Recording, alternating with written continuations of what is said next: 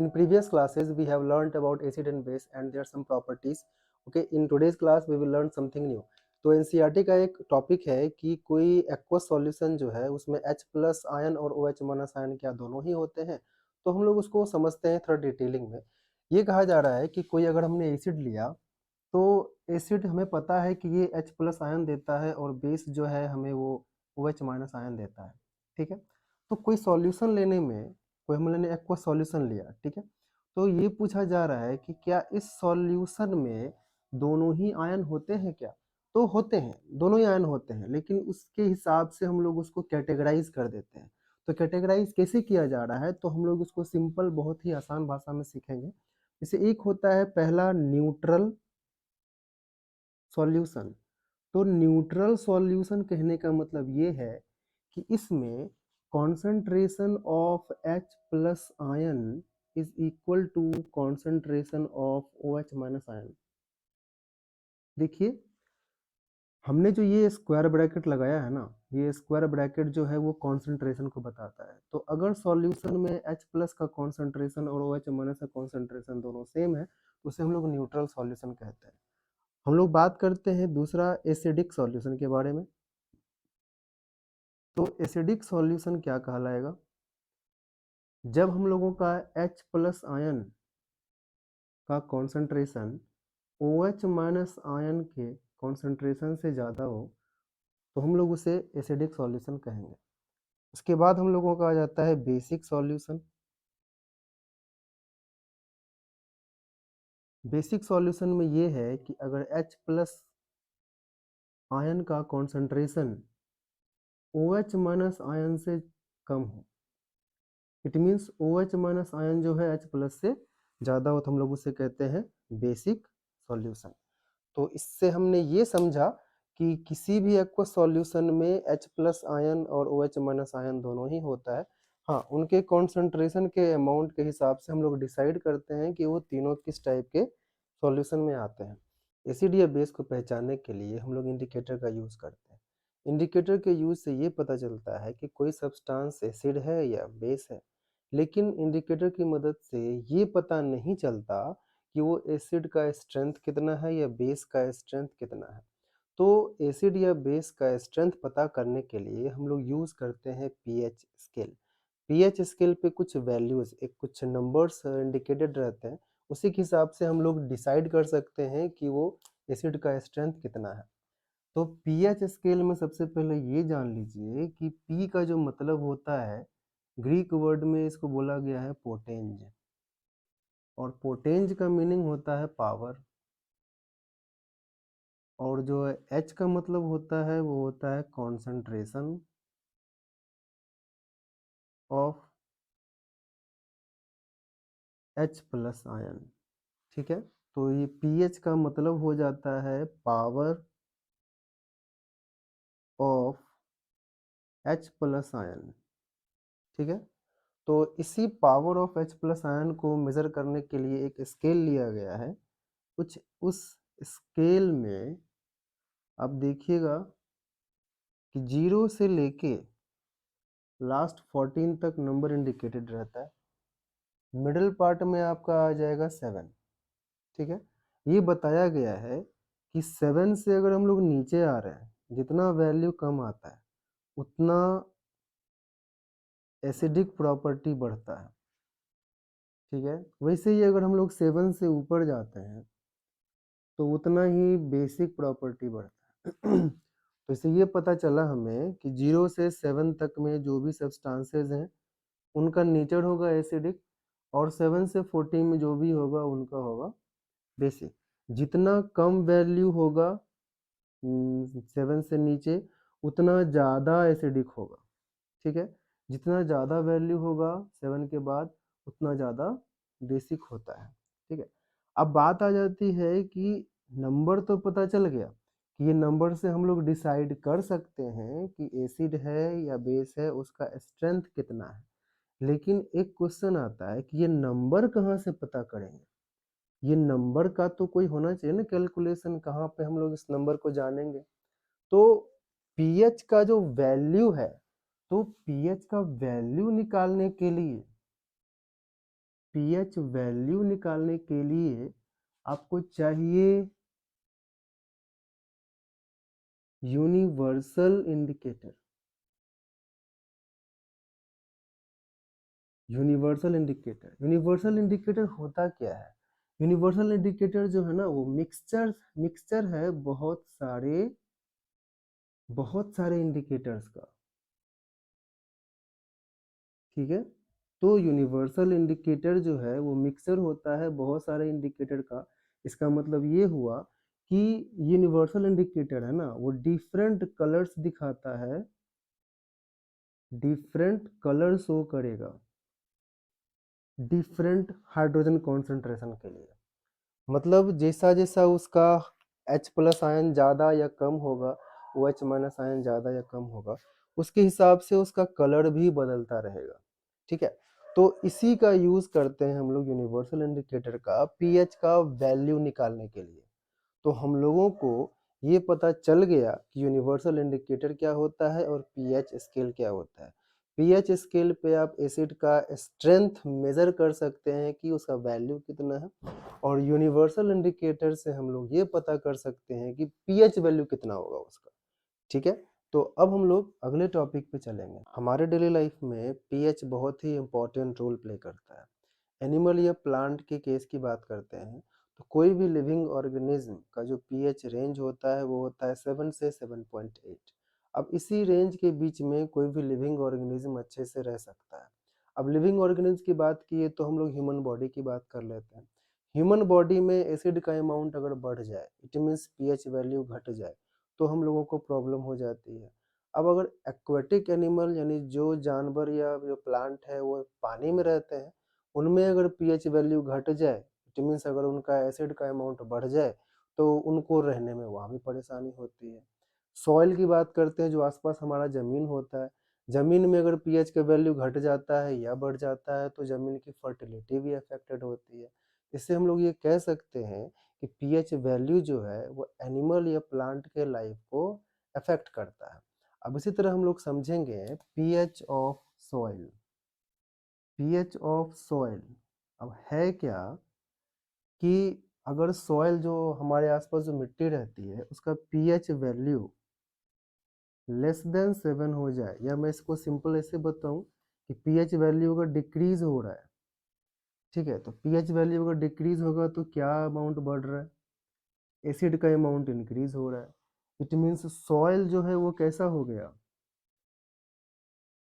Soil का nature हो जाता है एसिडिक। ठीक है, तो ये प्रॉब्लम हो गई। अगर सॉइल का नेचर एसिडिक हो गया तो उसकी फर्टिलिटी अफेक्टेड हो जाएगी, प्लांट का ग्रोथ भी अफेक्टेड होगा। तो इस एसिडिक नेचर को हम लोग दूर कैसे करते हैं? इट मीन्स अगर pH of soil decreases then it can be cured. तो क्योर क्या ले सकते हैं इसका? तो एसिड बढ़ा ना, तो अगर एसिड बढ़ता है तो हम लोग बेस यूज करते हैं, तो उसके लिए कैल्शियम हाइड्रोक्साइड का यूज किया जाता है। खेत वगैरह में कैल्शियम हाइड्रोक्साइड का छिड़काव किया जाता है, जिससे कि एसिडिक नेचर डिक्रीज हो जाए और हम लोगों का सॉइल का पीएच लेवल मेंटेन रहे। वैसे अगर हम लोग बात करें, पीएच वैल्यू अगर बढ़ जाता है इट मीन्स बेस का अमाउंट बढ़ रहा है। अगर बेस का अमाउंट बढ़ रहा है तो सॉइल हम लोग का क्या हो जाता है? Basic in nature. तो अगर बेसिक हो गया तो भी प्रॉब्लम है, उससे भी सॉइल का जो फर्टिलिटी वो भी इफेक्ट होता है। तो इस बेसिक नेचर को हटाने के लिए हम लोग यूज करते हैं जिप्सम, या फिर हम लोग यूज कर सकते हैं मैन्योर्स। ठीक है, जो खाद वगैरह होता है ऑर्गेनिक खाद वो हम लोग यूज करते हैं। तो ये सारी चीजें हो जाती हैं पीएच ऑफ सॉइल के बारे में। ठीक है, अब हम लोग नेक्स्ट पॉइंट डिस्कस करेंगे। दूसरा जो है वो है हम लोगों का डाइजेस्टिव सिस्टम। हमारे बॉडी में जो डाइजेस्टिव सिस्टम है उसका एक पार्ट है स्टमक। स्टमक में कुछ गैस्ट्रिक जूस सिक्रीट होते हैं, उनमें से एक गैस्ट्रिक जूस है HCl, जो कि एक एसिड है। तो हमारे स्टमक में क्या रिलीज हुआ? एसिड। इसे हम लोग क्या कहेंगे? गैस्ट्रिक जूस या फिर इसे डाइजेस्टिव जूस भी कहते हैं। अब इसका काम क्या है? दरअसल इसका काम है खाना के साथ जो कुछ बैक्टीरिया, माइक्रो बैक्टीरिया आ जाते हैं गलती से, उसको मारने के लिए। तो इसका पहला काम होता है किल्स बैक्टीरिया,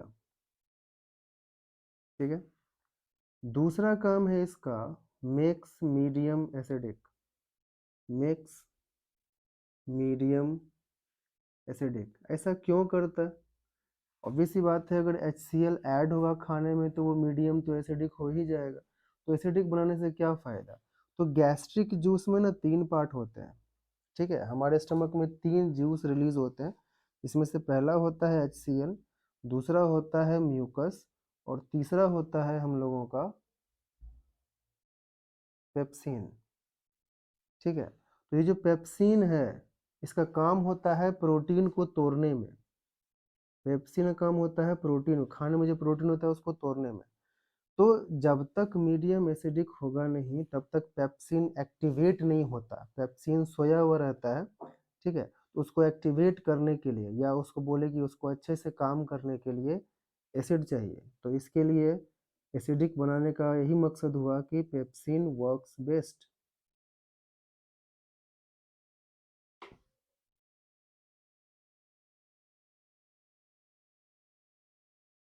वर्क्स बेस्ट, ठीक है। तो ये हम लोगों का हो गया स्टमक के बारे में। अब स्टमक के बाद जो है हम लोगों का एक आता है स्मॉल इंटेस्टाइन। ये दूसरा हम लोगों का डाइजेस्टिव सिस्टम का पार्ट है। अब स्मॉल इंटेस्टाइन में क्या होता है? तो स्मॉल इंटेस्टाइन में रिलीज होता है बाइल जूस, ठीक है। ध्यान दीजिएगा, बाइल जूस क्यों रिलीज होता है? इसका नेचर होता है बेसिक। तो दोनों ही काम हो गया, हमारे बॉडी में एसिड भी रिलीज हो रहा और बेस भी रिलीज हो रहा। तो बात हुई कि जब मीडियम को एसिड बनाया गया, क्यों? ताकि पेप्सिन काम कर सके। तो एसिड को तो हमेशा रहना नहीं है, तो इस एसिडिक बिहेवियर को हटाने के लिए बाइल जूस रिलीज होता है अगले पार्ट में, ताकि वो मीडियम इस एसिड को न्यूट्रलाइज कर सके और मीडियम बन जाए बेसिक। तो बेसिक बनाने के पीछे का कारण क्या है? तो वहाँ पर जो एक एंजाइम है ट्रिप्सिन, ठीक है, वो अच्छे से काम करता है। वैसे ही एसिडिक में पेप्सिन अच्छे से काम करता है और बेसिक में आपका ट्रिप्सिन अच्छे से काम करता है। तो ये हो गया डाइजेस्टिव सिस्टम में पीएच का इंपॉर्टेंस।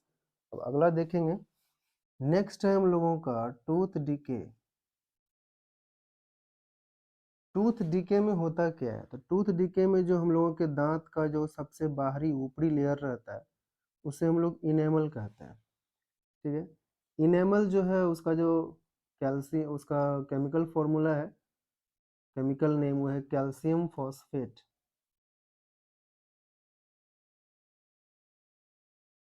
इसका दूसरा नाम भी है, वो है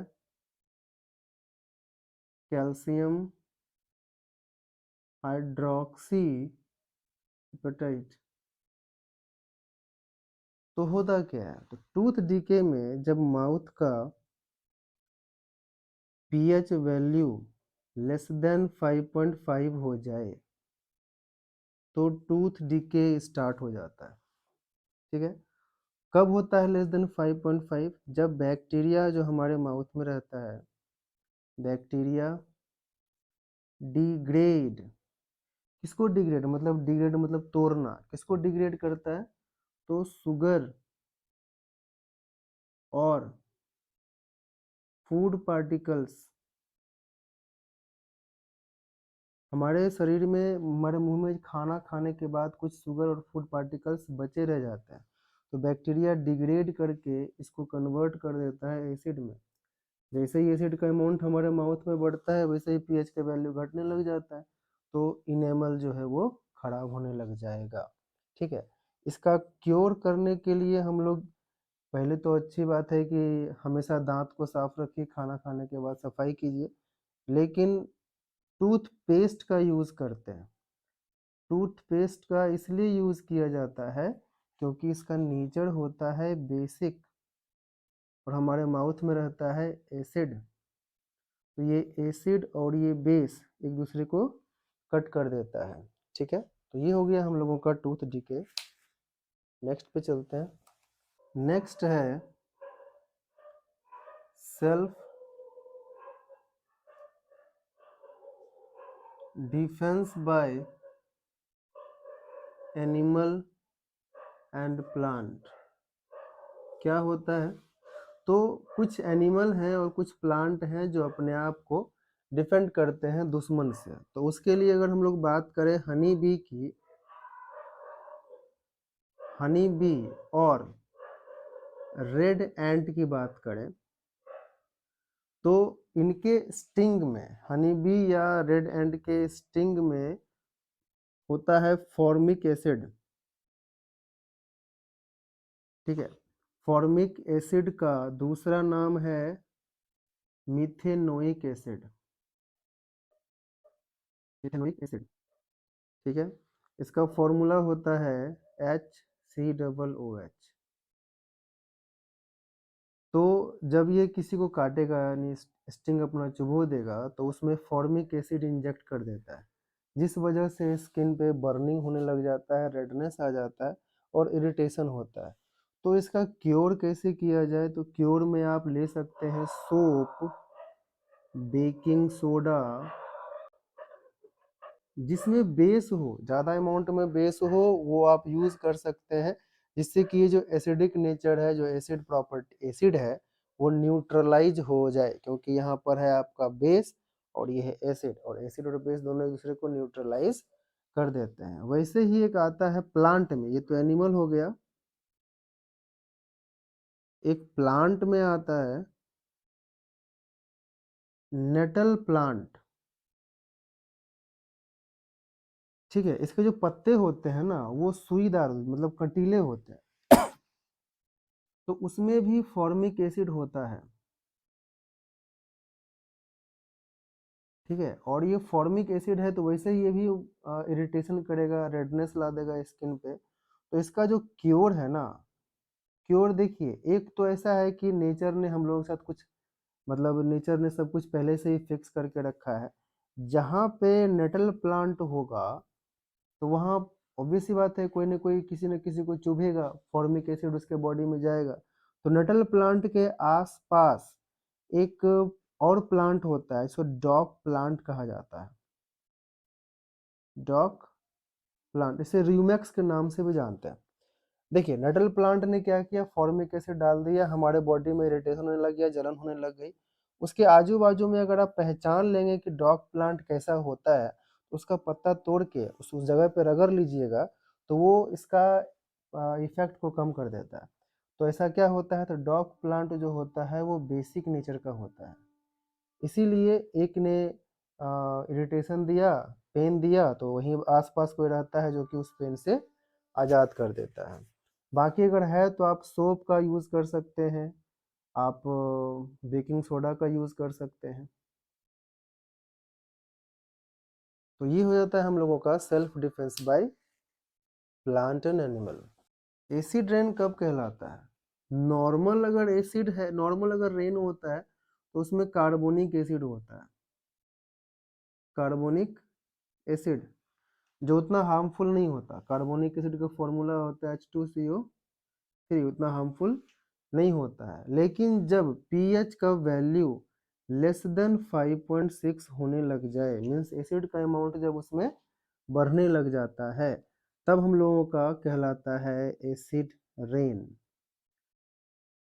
और एसिड रेन की वजह से एक्वेटिक लाइफ डिस्टर्ब हो जाते हैं। अब ये एसिड रेन अगर नदी में गया या किसी तालाब में जा रहा है, तो वहाँ पर जो एक्वेटिक लाइफ है, जो प्लांट एंड एनिमल जो कि पानी में रहते हैं, उनको रहने में थोड़ी परेशानी हो जाती है। इसीलिए एसिड रेन हानिकारक होता है एक्वेटिक लाइफ के लिए। तो ये तो सिंपल सा एसिड रेन हो गया।